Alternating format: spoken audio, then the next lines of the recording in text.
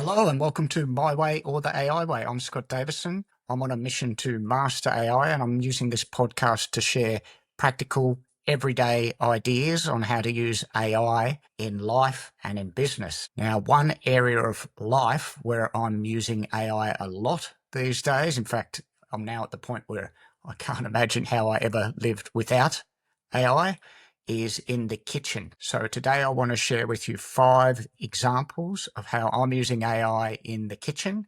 And these are things that can help you save time and money. They can help you improve your cooking skills and be a bit more creative. And they can also help you eat healthier and improve your diet. So if that sounds interesting to you, stick around and I'll show you exactly how this is done. Now, I'm using ChatGPT for these examples, but you can use any of the large language models. They all offer similar features, but I use ChatGPT. And if you are using ChatGPT, if you haven't done so already, please go and download the mobile app. That's going to make it a lot easier to use in the kitchen. So you can get the mobile app from the App Store or from the Google Play Store.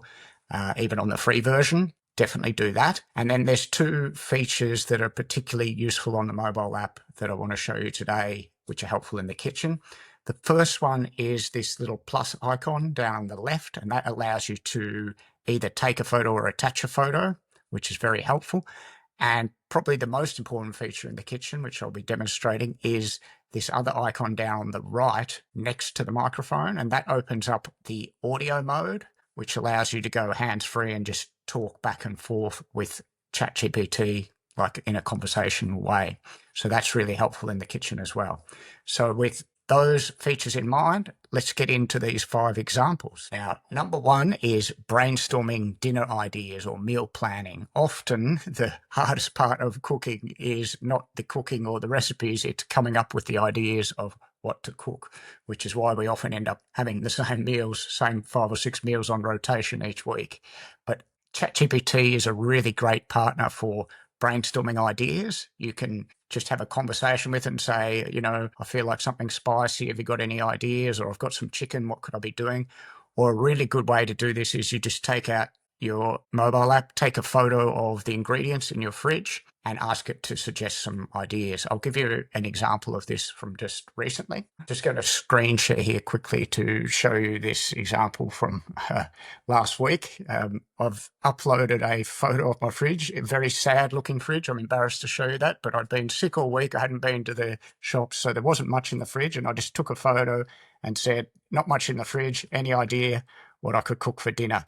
And it's done a really good job, even just with that simple photo, of recognizing most of the ingredients and then sort of taking a guess at some of the other things. And then it's come back with 5 ideas or suggestions of things I could be doing based on those limited ingredients that I had in the fridge. Of course, if you like any of these options, you can then ask it for a recipe and it'll give you the recipe, or you could even plan your meals for the whole week if you wanted to get really organized, and it could lay out the meals for the whole week or provide a shopping list of the ingredients that you still need. So that's a really helpful way of using ChatGPT in the kitchen for meal ideas and meal planning. So the second example is how you can use ChatGPT to save money on your grocery bill.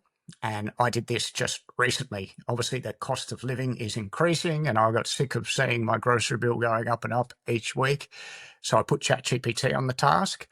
And the first thing I did is I went and found the last 4 receipts from my shopping. I do most of my shopping at Woolworths and I use the rewards card. So it was very easy to log into the app and get the e-receipts for the most recent shops. And I uploaded those to ChatGPT to give it the context. Here's the last 4 shops. And then I asked it to help me come up with ideas to reduce my spend by 20%. Without changing my menu or my habits too much. So I gave it the context and I set it a task of saving 20%.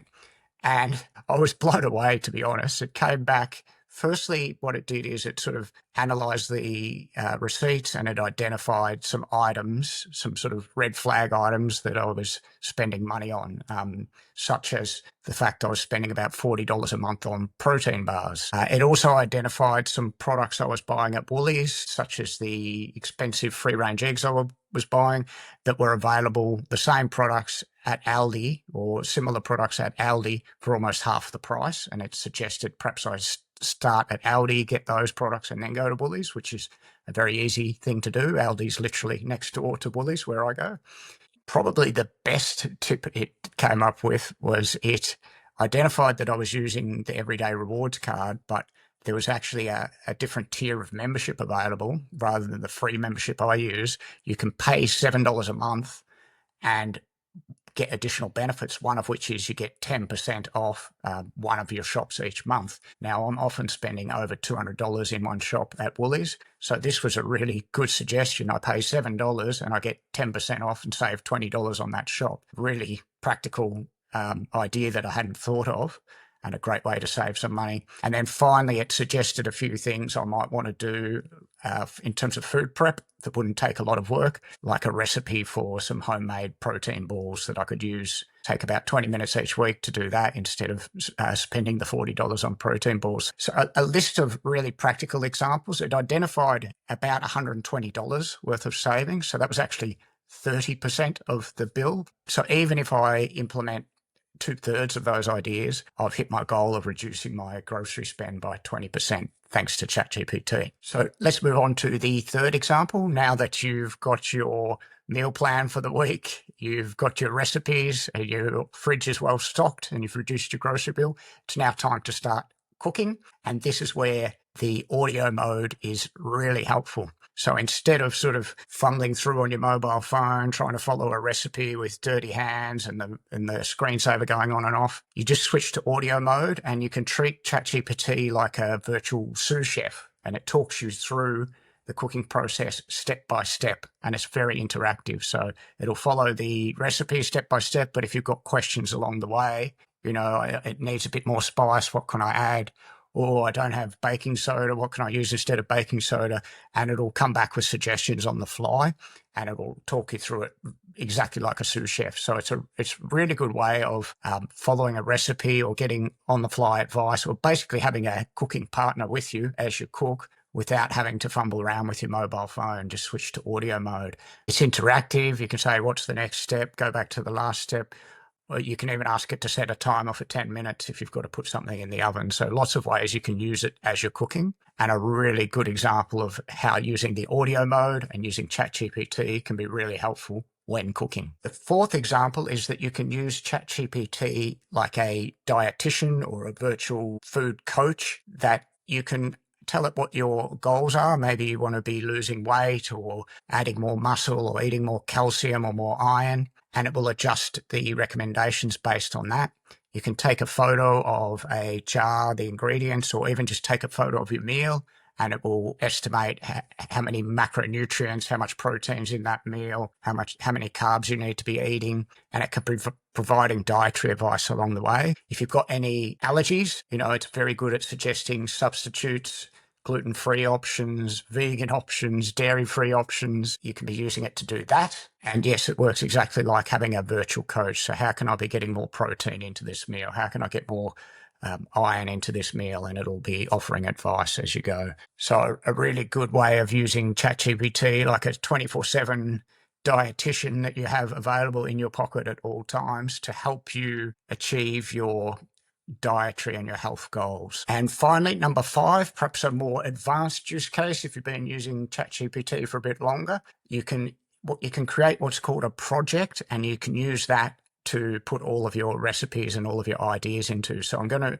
demo that one and show you how that works with the screen share here. Okay, so I'm demonstrating the desktop version, but it works exactly the same on the mobile version. You can create projects just like creating a folder in your file structure, and they appear over here on the left. And you can see I've created projects for different things I'm using at work. I've got one for the podcast. I've got one for the kindergarten committee, different clients. And I've also created a project here that I've called food. So any of the recipes that I've come up with ChatGPT that I like, I just add them to this folder, and you can see they all appear there. You can add your notes, you can rate them, and it creates like a virtual recipe book. The other thing you can do with projects is you can add custom instructions. So I've added in here, this is a central place where I'm going to store recipes and discuss food ideas. I've told it to remember that I want to avoid eating onion and garlic, and it's never forgotten that. So every recipe it now suggests has already taken into account that I don't want onion or garlic,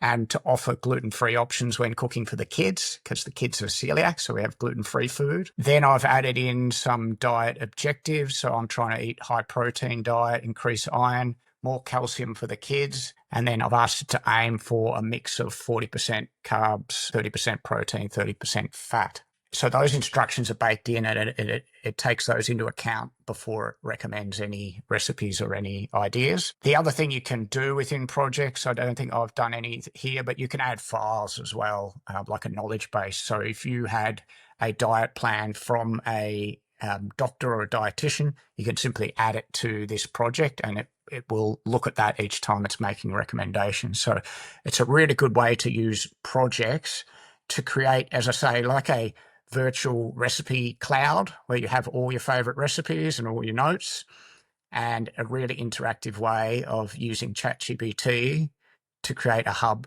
for all your cooking and food ideas. So that's a quickfire episode with 5 practical ways to use AI in the kitchen. Just to recap, it was brainstorming dinner ideas and doing meal planning and recipes, ways to use AI to save money by analysing your bills and making suggestions. You can use it as a virtual sous-chef by switching to audio mode and getting it to talk you through the steps as you're cooking. You can use it as a virtual dietitian or a health coach to help you meet your health and diet goals. And finally, using projects to create a virtual cloud-based recipe book where all your information is stored in one place. So hope you found those examples useful and helpful, and I hope you enjoyed this episode. If you did, please, as always, if you could hit the subscribe button, that helps a lot. And I'd love you to add in the comments below which ideas you found helpful and which other ways you might be using AI in your everyday life, because we're all on this journey together. So thank you for joining me on this journey to learn more about AI. Good luck on your journey, and until next week, I'm Scott Davison, and this is My Way or the AI Way.